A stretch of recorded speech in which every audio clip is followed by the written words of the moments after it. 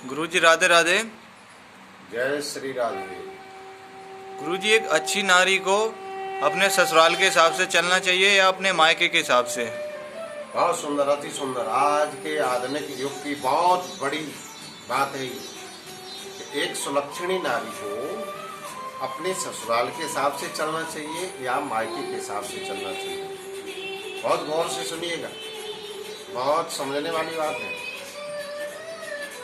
कि जब तक लड़की पिता के घर पे रहती है तब तक वो बेटी कहलाती है, नारी नहीं कहलाती। लड़की कहलाती है, नारी नहीं कहलाती। और जब उसकी शादी हो जाती है, बहुत प्यार होता है मायके से, होना चाहिए।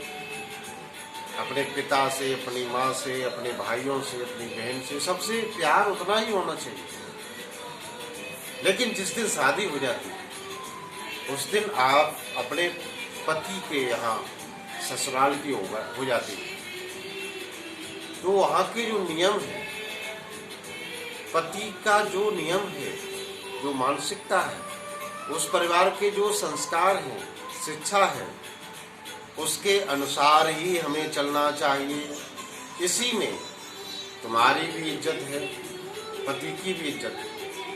और यदि निरंतर लगातार आपने मायके के हिसाब से चली, हमेशा अपने मायके से परामर्श लेकर के काम किया, तो एक दो ही सक्सेस होते हैं, बाकी सफल नहीं होते। परिवार बिगड़ जाता है, तुम्हारी इज्जत खराब हो जाती है, तुम्हारे माता पिता की भी इज्जत खराब हो जाती है, और ससुराल का तो बेड़ा गर्क हो जाता है।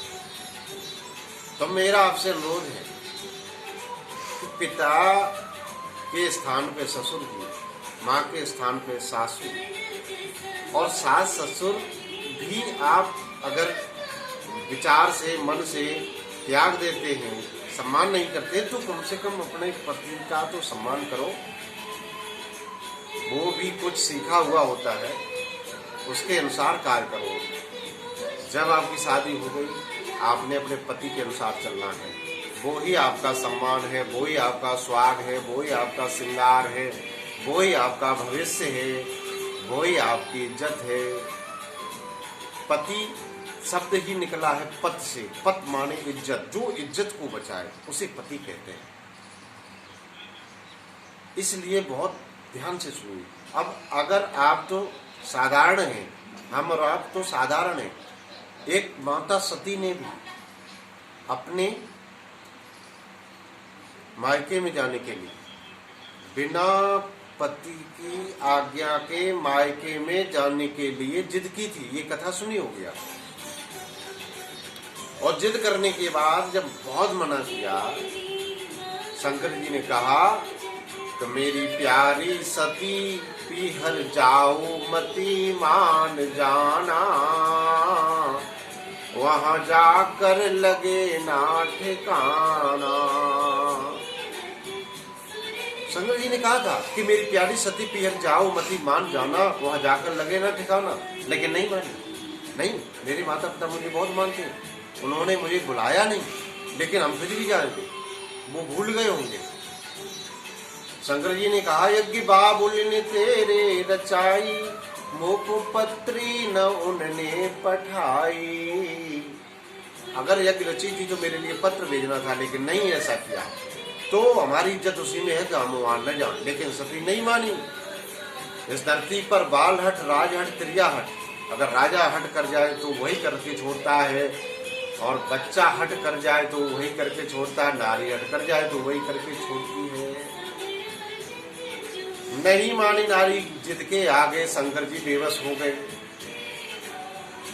जब सती कहने लगी कि एक बार शिवराज मुनि कहूँ बैठे पहाड़ पे संग सती के, देखी विमानन रोस लगी, सती बोली ओ छू कर पैर पति के।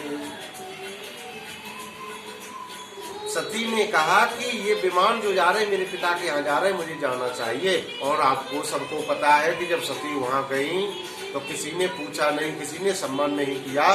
आखिर पे उनके पति का भी स्थान नहीं था और पति के अपमान से वो इतनी दुखी हो गई कि अपने को उन्होंने अग्नि के हवाले कर दिया था।